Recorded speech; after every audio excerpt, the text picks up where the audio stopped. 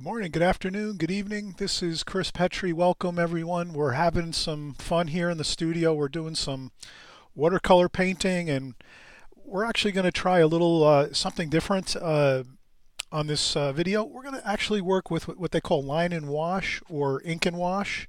Basically, that's working with some ink and doing like a first go with some pencil and then some ink over top of it to get some of the darker tonal values in our painting. So you can use some ink, some Sumi ink or some super black speedball ink. Both of these are great. They don't, once they dry, they don't smudge. So once you put down your black ink and it's on the paper and it's dried and you've let it dry, it will remain that way even if you go over with your watercolor paint, which we're going to do. So essentially, we're going to do an ink and wash or line and wash. Now, the first thing we'll do is we'll get a very light pencil sketch on the paper, and I'm using a photograph for reference. I have one of my watercolor books that I have. One of my books I bought to work from and a study book. So I'll just do one of the exercises that's in the book and we'll just work from that. But basically the scene's going to be pretty simple. I'm looking for my mechanical pencil. It should be around here on the table. And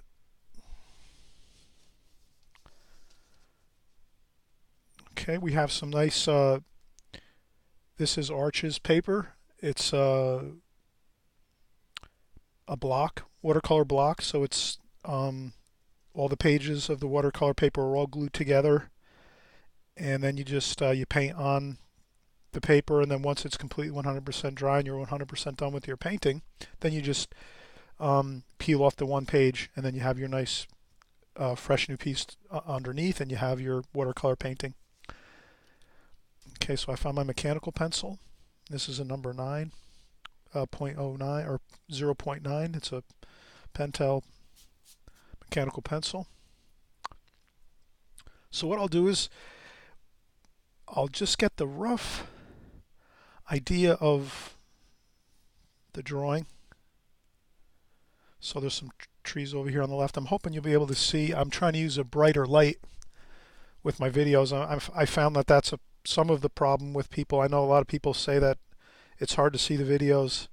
I do use my iPhone for making videos because it helps save a lot of time. I work, during the week, and then on the weekends I have limited time, so I can't use cameras and all the fancy gear, and that's expensive too, by the way. So I have a budget I'm working with, and I can't really afford expensive cameras and stuff. I know some people make incredible videos online. I've seen some phenomenal videos where people like do close-ups and slow motion things, and they splice all different parts of videos together and things. That's a lot of work. I give people a lot of credit for making those videos where they spend many hours working on their videos and they look great. So here I'm just trying to bring you great content if I can. So maybe what I lack in sophisticated video, I'll make up with some really great information.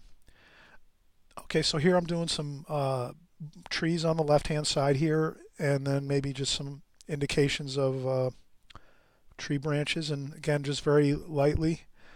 A little tidbit of information I think everyone will really appreciate: when you're doing trees, it's kind of nice to choke up on your pencil and kind of then maybe use your pinky and rest your pinky on the paper, and then sort of just like really like loosely flick the pencil upwards to get the branches. It looks kind of more realistic versus really tightly trying to draw the branches in there, so if you kind of loosen up a little bit, and I find that really helps. That helped me with doing my branches. And another artist, an excellent artist, told me about, I'm trying to find a piece of paper here. Here we go. A great artist showed me an idea about, like, essentially most of the time when you're drawing trees, the branches are mostly a more of a steep for the most part. Like you see how the angles are kind of steep on the branches, like a 20-degree angle. So they're kind of like on a 20-degree angle. A lot of the branches usually on trees, and then sometimes you'll get a couple here and there that branch off and maybe go down toward the ground here and there. But essentially, again, it's the branches are pretty much going almost straight up in the air, all of the branches, with a little bit of an angle going outwards. And then sometimes if you have a pine tree, pine trees tend to, they sort of do this. They have the, just a little side information on doing the trees, like that helps a lot. But again, like kind of holding your pencil up higher, resting your pinky on the paper, and then kind of flicking the branches.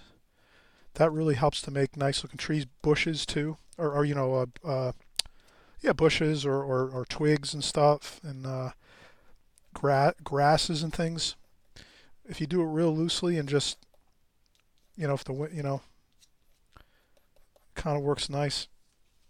Just doing it in a more quicker and looser style. Sometimes art is kind of nice. It's like nature. Sometimes things in a faster pace will produce better results. Nature seems to like wind. When wind's blowing, it's really fast, and if you see grass and things, it's so that your wind is fast, so your brush strokes can be fast, and that really kind of drives home the realism of the some of the bushes and grass and twigs and things going in that direction. And we could do the same with the trees. And okay, so now we're developing some bushes and trees on the left here, and then we're going to go over and we're going to start a nice little cabin over here.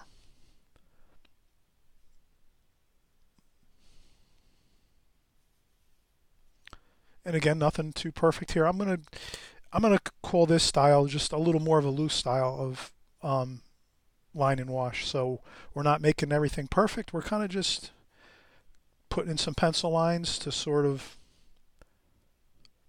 and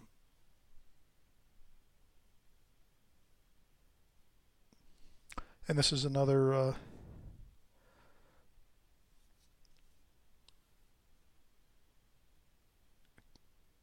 house over here. This is like a cabin type over here in the distance a little more. And then we have some trees in the distance, and then we're going to do, and I'm putting some lean. I'm not making everything perfectly straight like this going across the page for my verticals. So with these cabins and houses and things, I'm going to try to make things lean a little bit. Sometimes putting some sway and some lean and some imperfection in things kind of makes it look a little more interesting.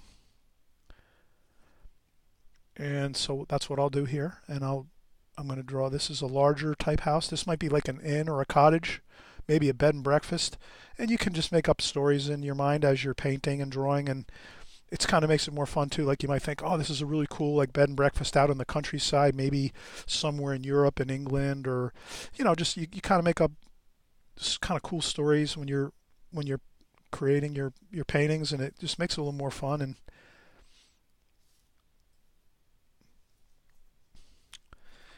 And I noticed that one of my,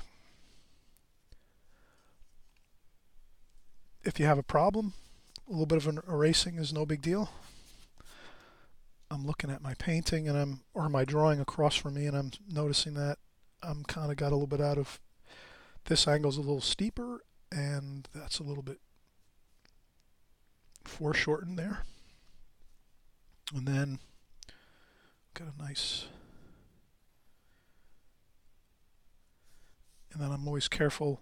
So when I'm drawing too, and I'm looking at a photograph or another painting, I'm constantly looking across the page as I'm drawing and like matching up lines. So I see that this part of the roof down here is pretty much in line with this over here. So I've got to travel a little further down.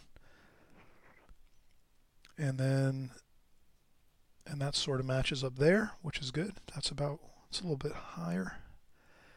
And then we'll go back over here, and this here is another part to the building. This is like a small section of the building with a small pyramid on the top there, and then there's a roof here going across.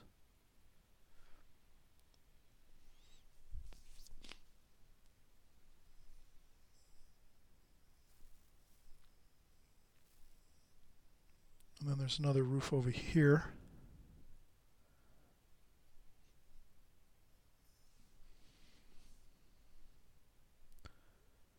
And then that's the side of the building.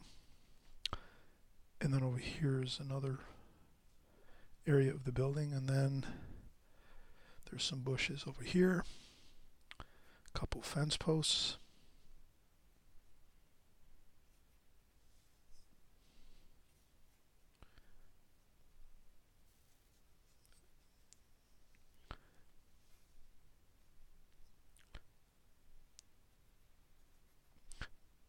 Then you can kind of, now what I'm doing here is I'm looking at the shadowing in the painting. So I'll put in the lines where the shadows are. So the sun is coming from the upper right hand side up here. So I can always put my light insignia up here at the top. So I just draw like a little light insignia up top here, so I know the light's coming from this direction generally. So the shadow's over here. And then we have another roof area there.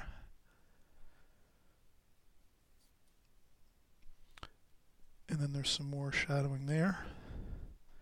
There's shadowing along there. And what I can do is when I start painting, I can keep referring back to that painting I'm looking at across from me that's in the book. So I'll do that, and that's when we'll get things more. And then there's some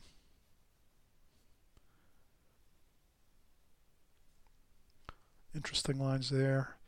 And there's some chimneys over here. So we'll do some chimneys. So we have the chimneys and the chimney pots on top.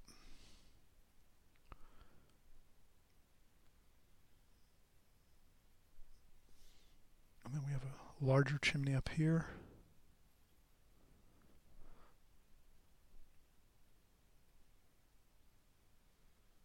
Some more chimney pots on top of that, and there's an antenna there. There's a vent pipe on the roof over on this side.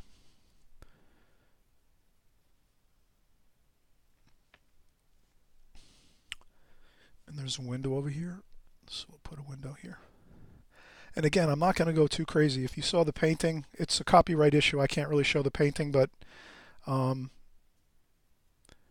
guess the point here is to try to kind of do it fast, move along at a good pace, enjoy it, have fun with it, but don't get overly critical on every detail.